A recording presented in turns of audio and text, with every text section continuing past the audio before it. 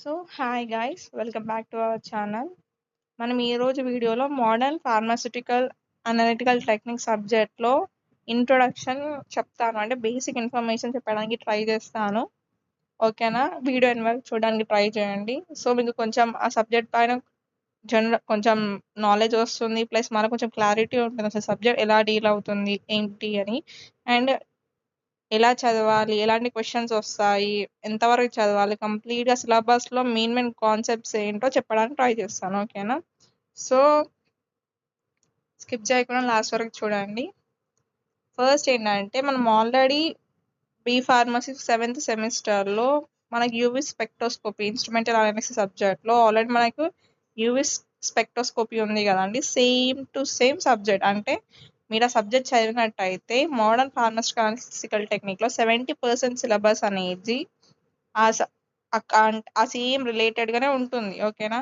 మరి అది ఒక్కటి చదువుకున్నాం కదా, ఇప్పుడు ఇదే అవసరం లేదా అంటే రాంగ్ అండి. ఎందుకంటే ఎంఫామ్లో బీఫామ్లో అన్నట్టు ఎక్స్పెక్టెడ్ క్వశ్చన్స్ రావు, అన్ఎక్స్పెక్టెడ్ వస్తాయి. అంటే మనం 80 to 90% ప్రిపేర్ అయితేనే మనం బేసిక్గా పాస్ అవ్వచ్చు.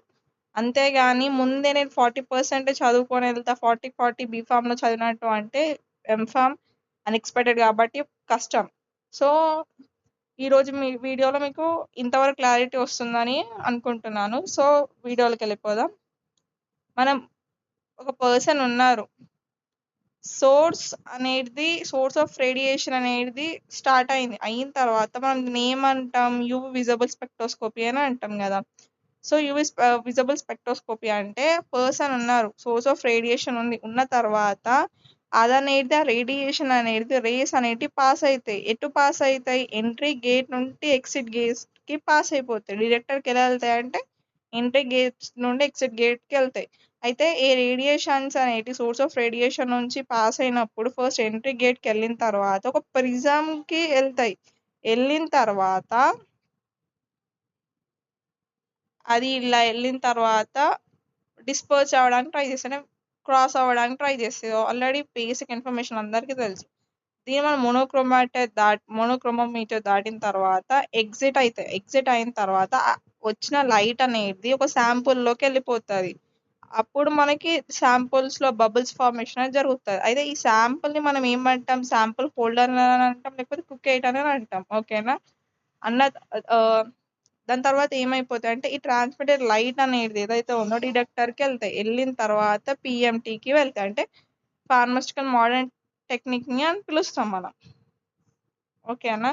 సో ఇక్కడ అందరికి సోర్స్ ఆఫ్ రేడియేషన్ అనగానే అందరికీ తెలుసు UV radiation. Source of radiation అంటే ఏం లేదంటే ఒక యూవీ విజబుల్ రేడియేషన్ కాబట్టి సోర్స్ ఆఫ్ రేడియేషన్ అని పిలుస్తారు. ఓకేనా?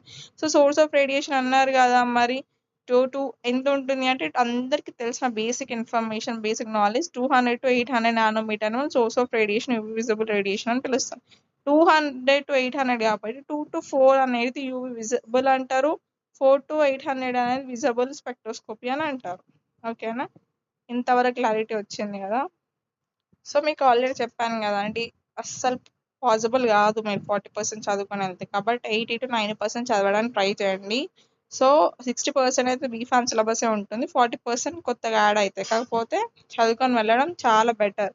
అయితే మనం ఇవి అసలు ఈ సబ్జెక్ట్లో మనం ఇంకా ఓన్లీ స్పెక్ట్రోస్కోపీ గురించి, ఇవి విజబుల్ గురించే చూస్తామంటే లేదండి. ఐఆర్ గురించి తెలుసుకుంటాం, అటామిక్ నంబర్ గురించి తెలుసుకుంటాం. క్రోమాటోగ్రఫీలో మెయిన్గా జెల్ గురించి ఇంక్లూడ్ అయి ఉంది సిలబస్లో. ఇంకా దాంట్లో అటామిక్ స్పెక్ట్రోస్కోపీ కూడా నేర్చుకుంటాం అలా. ఓకేనా? ఎవ్రీథింగ్ అనేది చెప్పడానికి ట్రై చేస్తాను. ఐఎక్స్ స్పెక్ట్రోస్కోపీకి వచ్చేసరికి మనం ఒక శాంపుల్ తీసుకుంటాం కదండి. రేడియేషన్ వచ్చిన తర్వాత శాంపుల్స్లో బబుల్స్ ఫార్మేషన్ జరుగుతాయి. అయితే ఈ బబుల్స్ అనేటి అయితే దీంట్లో ఏమైపోతుంది అంటే ఐఆర్లో ఇంటరాక్షన్ బాండ్ ఏదైతే ఉందో అది వైబ్రేషన్ వల్ల ఫామ్ అవుతుంది.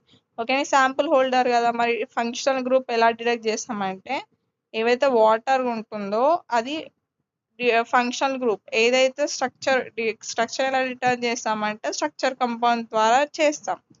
ఓకేనా?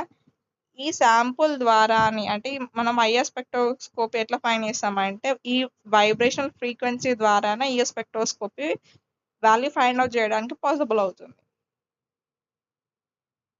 తర్వాత ఫ్లోరోమెట్రీకి వచ్చేసరికి రేస్ అనేది పాస్ అయినప్పుడు ఫ్లోరోమెట్రీలో ఇది అనేది ఫ్లోరోమెట్రీ క్లినికల్ ఫ్లాస్క్ ఇన్స్ట్రుమెంట్లోనే మనం పర్ఫామ్ చేస్తాం. ఇది అందరికీ తెలిసిందే. ఓకే, ఈ వీడియో అనేది జస్ట్ మీకు అంటే చదువుకున్న సబ్జెక్ట్స్ నుంచి కొంచెం రివిజన్ చేయడానికి హెల్ప్ అవుతుంది, అంటే కొంచెం రీకాల్ అవుతుంది అని చేశాను.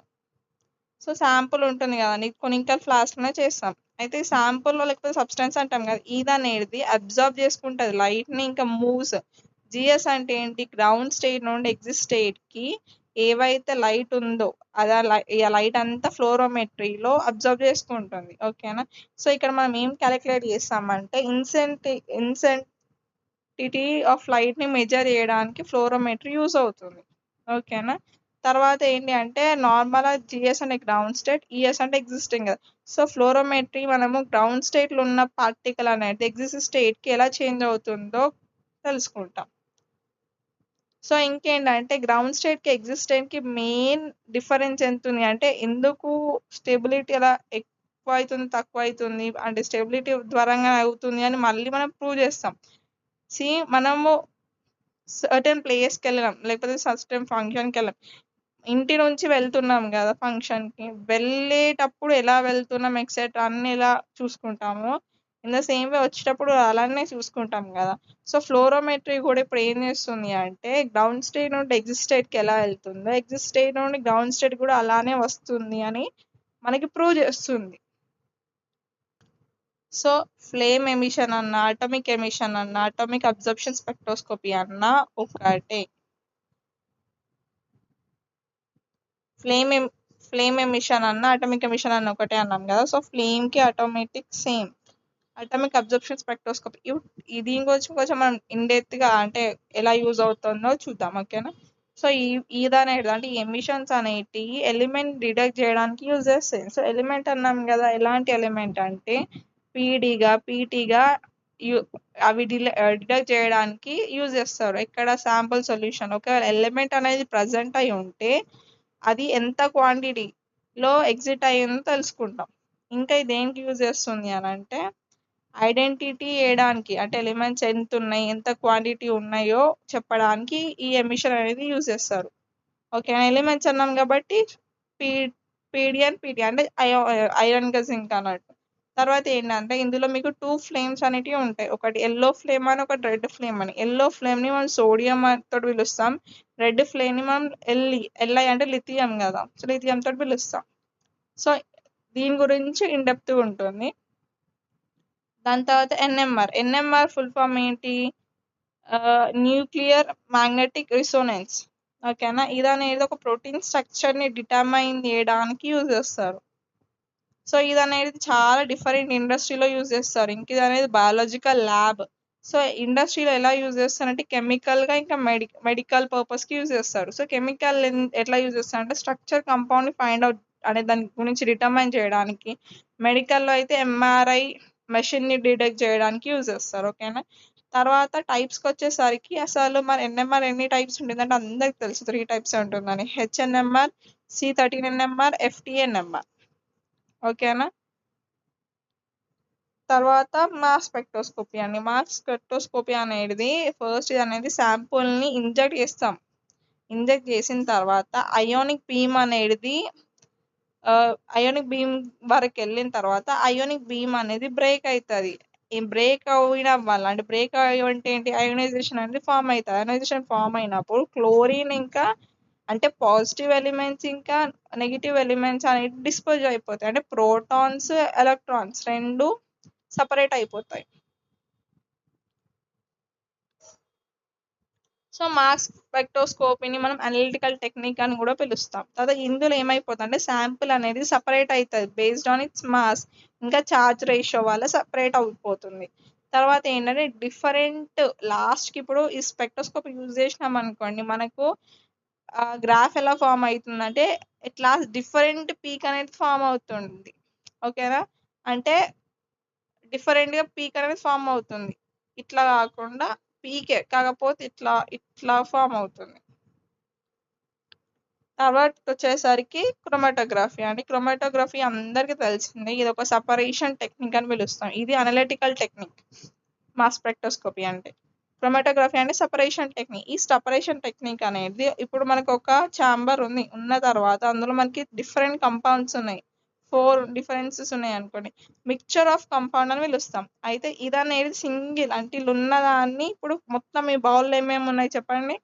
సర్కిల్స్ ఉన్నాయి, స్క్వేర్స్ ఉన్నాయి, ట్రయాంగిల్స్. సో ఇందులో స్పెసిఫిక్‌గా మనం ట్రయాంగిల్స్ కాన్స్టెంట్‌ని ఫైండ్ అవుట్ చేయాలి అంటే మిక్స్ అయిపోయి ఉంటుంది కదా!